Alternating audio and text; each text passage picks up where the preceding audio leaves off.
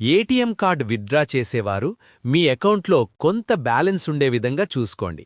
అంటే ఉదాహరణకు మీరు 10,000 తీద్దామనుకుంటే మీ అకౌంట్లో 10,500 లేదా అంతకంటే ఎక్కువ ఉన్నా ఫర్వాలేదు. కరెక్ట్గా 10,000 ఉంటే మీరు విత్డ్రా చేద్దామని ప్రయత్నిస్తే మీ అకౌంట్లో డబ్బులు ఉన్నా సరే ఇన్సఫిషియెంట్ ఫండ్ అని చూపిస్తుంది. అంటే దానర్థం మీ అకౌంట్లో తగినంత బ్యాలెన్స్ లేదు అని.